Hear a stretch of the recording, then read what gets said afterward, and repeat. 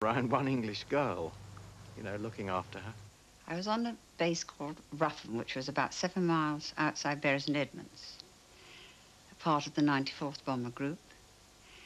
And I was responsible for food in their canteen. I lived on the base in a Nissen hut with 5 other British girls. And then we cooked all day long, from 7 o'clock in the morning till 10 o'clock at night, producing food for the GIs who were off duty. We had to produce at least 1,000 doughnuts a day in batches of 250, made in a huge white enamel bowl. The flour came in sacks. From the States, the dough was already mixed with the cinnamon and the nutmeg, and we had to put the milk in.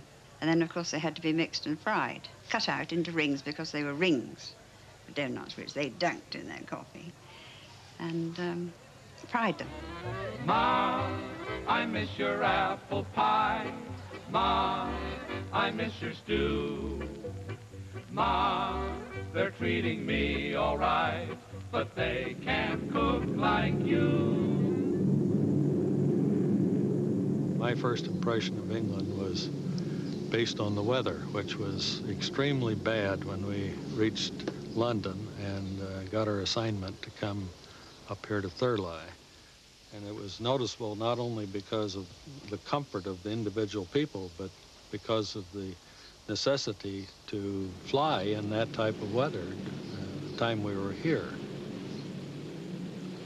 The weather not only affected the flyers, but it had a fantastic effect on the ground crews who maintained the aircraft, because most of the aircraft repair work was done out of doors.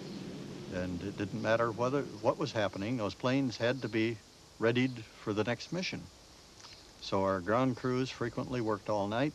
They worked under very adverse conditions to get the planes ready. Tremendous dedication on their part. I think that one of the things that always struck Americans were the British children. And we frequently, from trains, we'd toss them our chocolate bars, which were very highly concentrated, and I often wondered if the children took them home and used them properly or got sick eating them. The famous expression of youngsters in East Anglia that day, "Have you any gum, chum?" This was the famous American stick chewing gum. Well, we got more than chewing gum because we got the emergency rations thrown out to us by the Americans. And these we immediately contained: 1 small tin of bully beef, a packet of dry biscuits, a little tin of brown, nondescript powder, which we all know today as the famous brands of instant coffee and so forth, 2 or 3 sheets of toilet paper, and 1 absolute necessity. This was obviously to keep the local birth control down, and which are mentioned every day now in everyday conversation. You'll never know just how much I miss you. On the base, we walked or we rode bicycles. Usually a newcomer, one of the first things he did was find a bicycle to buy. And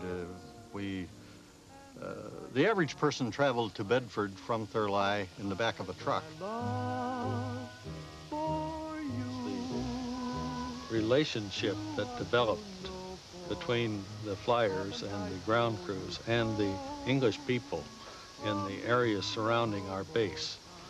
And people in Thurley and Bledsoe and some of the other small towns sort of adopted us, and we got to know them through the pubs and buying eggs from them occasionally, and it was a great relationship that still exists today.